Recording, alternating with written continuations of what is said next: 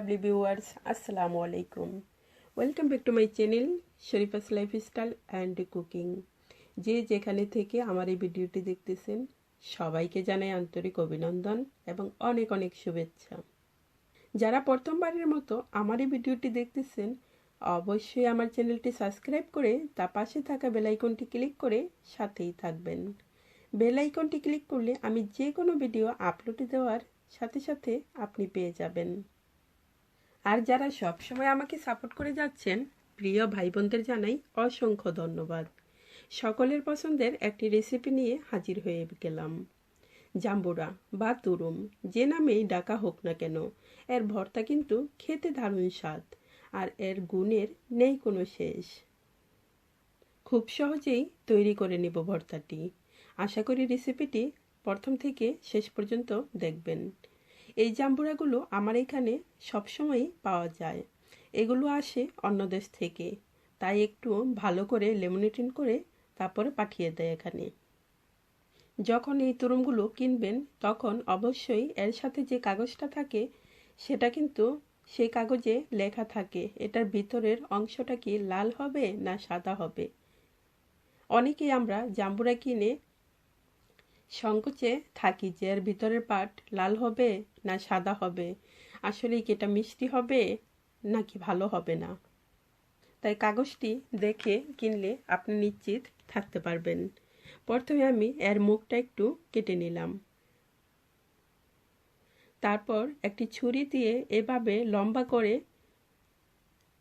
অল্প অল্প করে কেটে নিব যাতে খুব বেশি ভিতরের দিকে না যায় এবং জাম্বুরার পাটগুলো যেন কেটে না যায়, জাস্ট যাতে খোসাগুলো পর্যন্ত ছুরির কাঁটাটা পৌঁছায়। কিন্তু নিচের অংশটুকু কিন্তু রেখে দিব, নিচের অংশটুকু কেটে নিব না। জাস্ট একটু এভাবে লম্বা লম্বা করে কেটে তারপর ভিতরের যে অংশটা আছে সেটাই বের করে নেব।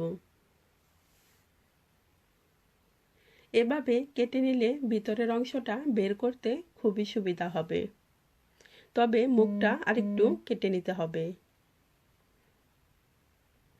আমরা অনেকেই আছি জাম্বুরার ভর্তা খেতে খুবই পছন্দ করি, কিন্তু খুব সহজেই ভিতরের অংশটা বের করতে পারি না বলে ঝামেলা মনে করে, তাই খুব পছন্দ হলেও খেতে ঝামেলা মনে করে খাওয়া হয় না। তাই এটি কিভাবে খুব সহজেই খুলতে হবে সেটি সহই আপনাদের সাথে শেয়ার করলাম। আশা করি অনেকেরই উপকারে আসবে। নানা রকমের গুণে ভরা এই জাম্বুরার ভর্তা খেতে মিস করবেন না। খুব সহজেই বের করে নিলাম ভিতরের অংশটা। এখন এটাকে সাদা যে অংশগুলো আছে সেগুলো ফেলে দিয়ে জাস্ট লালগুলো একটা প্লেটে বের করে নেব। আমাদের দেশের যে তুরুমগুলো সেগুলোতে একদম বড় বড় বিচি থাকে, তবে এগুলোতে বিচি থাকে একদম ছোট ছোট, তাই একটু খেয়াল করে বের করে সেগুলো ফেলে দিতে হবে। বিচিগুলো দেখতে একদম ছোট ছোট দানার মতো, আর এগুলো কিন্তু একদম সামনেই থাকে। এই কাগজটি দেখেই বুঝতে পারবেন কিরকম হবে। খুব সহজেই সাদাগুলো ফেলে দিয়ে লাল অংশটুকু বের করে নিলাম। এখন এগুলো দিয়েই ভর্তা তৈরি করে নেব, তবে আরো ছোট ছোট পিস করে নিলে আরো ভালো হবে, তাই আরো ছোট ছোট পিস করে নেব। এখন এগুলো আপনি চাইলে হাত দিয়ে বা ছুরি দিয়ে ছোট ছোট পিস করে নিলেই পারবেন, তবে হাত দিয়ে করলেই সহজ বেশি। ছোট ছোট পিস করে তারপরে এটির সাথে নিব অল্প পরিমাণের ধনেপাতা, কাঁচামরিচ এবং বিট লবণ। আমি কাঁচামরিচ দিয়েই তৈরি করব, তবে আপনি চাইলে শুকনো মরিচ দিয়েও তৈরি করতে পারবেন, কারণ অনেকেই শুকনো মরিচ খেতে খুব পছন্দ করে বা অনেকেই আছে কাঁচামরিচ খেতে পছন্দ করে, তবে যে কোনো একটি দিয়েই তৈরি করে নিতে পারেন। এখন জাম্বুরাগুলো আমি আরও ছোট ছোট পিস করে নিলাম। এখন এখানে মিশিয়ে দিব প্রথমেই কাঁচামরিচ এবং ধনেপাতাতে বিট লবণ দিয়ে ভালো করে মিক্স করে নেব।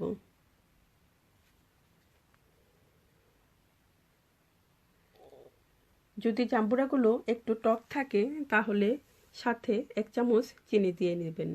এই জাম্বুরাগুলো মিষ্টি, তাই আমি এখানে আর চিনি ব্যবহার করলাম না, তবে টক হলে চিনি দিয়ে দিলে সেটার টেস্ট আরও বেড়ে যাবে। এখন কাঁচামরিচ ধনেপাতা দিয়ে একটু হাত দিয়ে ভালো করে মিক্স করে নেব।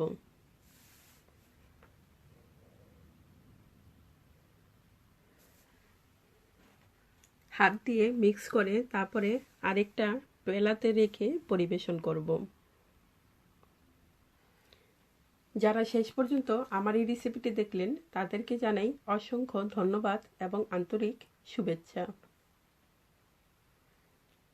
জাম্বুরা ভর্তা রেসিপিটি কেমন হলো অবশ্যই কমেন্ট করে জানাবেন এবং ভালো লাগলে লাইক দিয়ে আপনার ফ্রেন্ড এবং ফ্যামিলির সাথে শেয়ার করবেন। আমার চ্যানেলে কিন্তু আরও নানা রকমের রেসিপি আছে, আশা করি সেগুলো দেখে নেবেন। অন্য একটা পেলায় ঢেলে তারপরে ওপরে দিয়ে দিলাম অল্প একটু ধনেপাতা। ধনেপাতাটা দিয়ে যেই জাম্বুরাটা আমি কেটে রেখেছিলাম তার যে খোসাটা আছে সেটার মাঝে দিয়ে রেখে পরিবেশন করব, তাহলে কিন্তু দেখতেও সুন্দর লাগবে।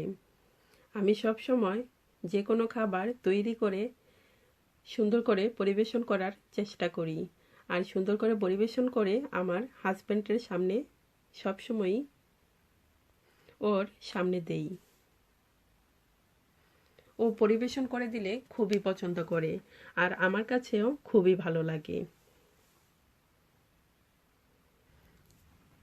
কারণ প্রবাসীরা এমনিতেই শ্বশুরবাড়িতে বেড়াতে পারে না, তাই তো একটু পরিবেশন করে দিলে খুবই খুশি হয়। সবাই ভালো থাকুন, সুস্থ থাকুন, আল্লাহ হাফেজ।